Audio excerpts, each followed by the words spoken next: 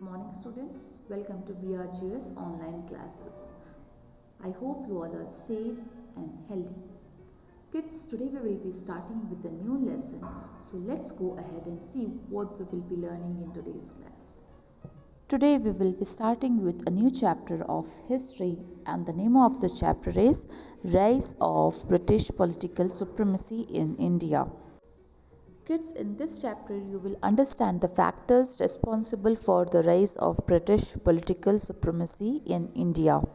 And you will also learn about results of Plassey and the Buxar battle. You will also know about the causes and result of the Carnatic Wars. And you will also understand the meaning and the clauses of subsidiary alliance. Let's get started with Battle of Plassey. Kids, Bengal was the prosperous provinces of the Mughal Empire. Its provincial governor Alivardi Khan became independent when the Mughal Empire started to decline. After him, Siraj-ud-Dawla became the Nawab of Bengal. As Nawab Siraj-ud-Dawla was still young, the British took him very lightly and they neglected him. Okay, and what they did, they strengthened their Fort William without his permission. They also misused the trade exemptions given to them. The reason for the Battle of Plassey was Siraj-ud-Dawla felt that the English were disobeying his orders and supporting his enemies. Irked by this, he captured English warehouse where they used to keep their things and the crops. This became the reason for the Battle of Plassey. On hearing the news of Nawab Siraj-ud-Dawla's attack, the official of Madras Company sent an army under the commandership of Robert Clive to Calcutta. Clive, who had knowledge of Bengal's situations, entered into a secret pact with the military commander of Siraj, Mir Jafar, by offering them the post of Nawab. As I told you, British were very brilliant in manipulating. They manipulated his commander itself, Siraj commander itself, and the name of the commander was Mir Jafar. The British and Siraj-ud-Dawla's armies clashed at Plassey on June 23, 1757 CE. Mir Jafar supported the British in the war.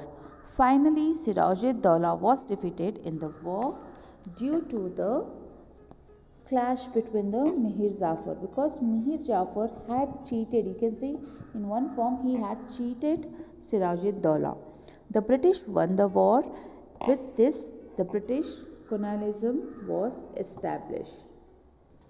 Now let's see the result of Battle of Plassey. In the history of modern India, Battle of Plassey is one of the decisive battles. Defeat of Siraj-ud-Dawla enabled the English to play a major role in Bengal politics. Because of the British favor, Mir Jafar became the Nawab of Bengal, because British had already had promised him that if he supports them, he will make him as a Nawab of Bengal. But he became a puppet in the hands of British, because it was a favor, right? When someone does a favor, they will make sure that they uses your power. British East India Company earned huge money and obtained control of zamindari system in a district called 24 Paragana. Plassey battle later became the cause for the Battle of Buxar. English who came as traders obtained the power to administrator. These people, Britishers, had come here only for the sake of business, but they started to rule us as well. Victory in Plassey led to the establishment of the British Empire in India. Let me explain you about Battle of Buxar. Students, Mir Jafar failed to fulfill the endless demand of the British, so they dethroned Mir Jafar and brought his nephew Mir Qasim to power. It happens, right? When you do bad to someone else, it happens to you as well. Just because Britishers had made him the Nawab, they were making use of him. But when they realized that he is not able to fulfill the demands what they have, instead of him they brought his nephew Mir Qasim to power. The main cause of Battle of Buxar was Mir Qasim was independent in his outlook. After verifying the misuse of Dastakats, he made all trade in Bengal tax-free. He made the British to face the competition from Indian merchants. So they dethroned Mir Qasim and brought Mir Jafar back to the throne. Okay, because Mir Qasim was independent. He never bothered about anyone. He gave a tough competitions. The traders of Britishers got a tough competitions from Indian merchants. So what did the Britisher did? They brought back Mir Jafar once again to the throne. After this, Mir Qasim gained friendship of Nawab of Awadh Sirajud-Daulah and Shah Alam II of Mughal kingdom. With their help, he declared war against the British in 1764 CE, and this war is known as the Buxar War. In this battle, Hector Moreau of the British defeated the combined forces of Mir Qasim. The Nawab of Awadh took refuge in Rohili Khan, and Shah Alam took the side of the British. Mir Qasim had to run away from the battlefield. So, what were the result? Mir Jafar again became the Nawab of Bengal. Battle of Buxar stabilized the British East India Company. This war led to the expansion of British influence from Bengal to Allahabad. They obtained Diwani right, that means collection of tax from Mughal Emperor Shah Alam II in Bengal provinces. In 1765 CE, after the death of Mir Jafar, Nizamuddin Daulah became the Nawab of Bengal. Now let us get to know about Carnatic War. Kids, Carnatic was one of the regions of Mughal Empire. The Coromandel area, that means the coastal regions of the present Tamil Nadu and Andhra Pradesh, and its hinterland were called as the Carnatic by the British. Okay, which was called as the hinterland, like the coastal regions of present Tamil Nadu and Andhra Pradesh. The competition between the British and French to have trade monopoly over the South India led to the Carnatic Wars. Three major battles took place in Carnatic. Hence, these wars are called as Carnatic Wars. Let's learn about these three Carnatic Wars one by one. First Carnatic War. The first cause of it was the competition and the jealousy between the British and the French over trade and the political ambitions. The second cause was the war between the British and the French in Europe over the issue of succession in Austria in Europe led to the war in India too. Arcot was the capital of Carnatic provinces. After the victory over southeastern coast, the English were making attempts to capture Pondicherry from French. In relation, Dupleix, the French governor, captured Madras. The English approached Nawab of Arcot, Anauruddin, for help. Nawab sent his army to recapture Madras. But Nawab's army was defeated. Meanwhile, in Europe, the war between the English and the French ended and peace treaty was signed. This treaty was applicable to the British and the French in India too. The result of First Carnatic War was English captured Madras, French strengthened their positions in Arcot. This enhanced their prestige of Dupleix. Prisoners of war on both the sides were released. So these three were the result of the First Carnatic War. Second Carnatic War. The main cause of the war was in Arcot and Hyderabad. The problem for the throne started to begin. Okay, and this was one of the main cause for the war. The competition for the power arose between Chand Sahib and Anuvaruddin in Arcot, as well as in between Nasir Jung and Muzaffar Jung in Hyderabad.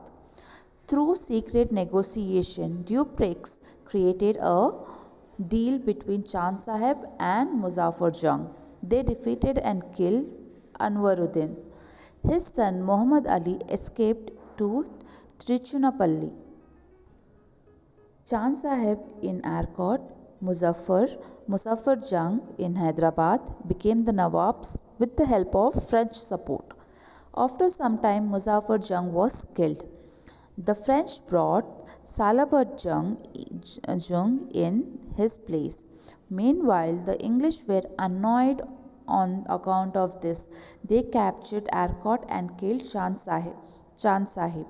Muhammad Ali was made as the Nawab of Arcot. After this war, Dupleix was recalled by the government of France. This war ended with Pondicherry Treaty in the year 1754 CE.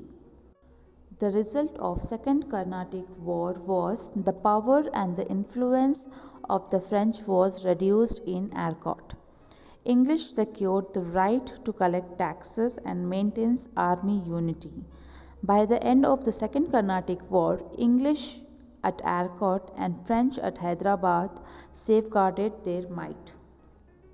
Now let's go ahead and study about the Third Carnatic War causes and the results. The Third Carnatic War causes are: in Europe, War of 7 years started between the British and the French in 1756 CE. This resulted in war between the French and the British in India in form of Third Carnatic War. The forces of British under the command of Eyre and the French forces under the command of Comte de Lally faced each other at Vandivash near Pondicherry. The French lost the battle and surrendered to the British. Meanwhile, the 7-year war in Europe came to an end and Paris Treaty was signed. With this, the Third Carnatic War also came to an end. The result of Third Carnatic War was the political and military might of French ended in India. The British emerged as the most powerful force among all the Europeans in India. Subsidiary alliance. English Governor General Lord Wellesley introduced subsidiary alliance in 1798 CE. This is an important legislation that led the expansion of British Empire in India and control over the politics in India. Lord Wellesley encouraged the king to avail military aid from the British to stay safe from their enemy. He told the kings that if he takes his military people or army, the king could stay safe from their enemies. And few of the kings did take the support of this. Let's see what were the clauses. Clauses means conditions of subsidiary alliance. The first one was rulers who accepted this policy had to maintain English army contingent in their kingdom. Okay, it was mandatory to keep English army. War expansion had to be paid in monetary form to the British. The king had to have a British resident in the court and expenses borne by the ruler himself. So they had to keep a Britisher in their kingdom, and all the expenses of that Britishers should have been handled by the king who have kept him. Result of subsidiary alliance. The result was huge burden of military expense made Indian states economically weak. British took control of vast land. States which came under the policy lost their sovereignty. The states that came under the Treaty of Subsidiary Alliance were Hyderabad, Mysuru, Travancore, Baroda, Jaipur, Jodhpur, Bharatpur, Nagpur, Gwalior, Oudh, Tanjavur, Surat, and many more. Policy of Doctrine of Lapse. British Governor General Lord Dalhousie introduced the policy of Doctrine of Lapse, declared that if any Indian ruler had an adopted son, the son would have no right to ascend the throne. Okay, if the son is adopted or taken from someone, he doesn't have any rights on the throne. The princely state whose ruler died without male heir was annexed by the British. Okay, like if the kingdom didn't have any son, what would the king do? Like once the king passed away, the British used to take away those thrones. This law was against the tradition of adoption that was in practice in India since ancient time. And because of this policy, the states like Oudh, Satara, Nagpur and Jhansi directly came under the British because the kings didn't have their own son. By the time Lord Dalhousie returned to England, two-thirds of India was under the rule of British. Dear students, take a moment, pause the video and go through the chronology order. That's all from this chapter. Thank you very much for paying attention. Have a great day ahead.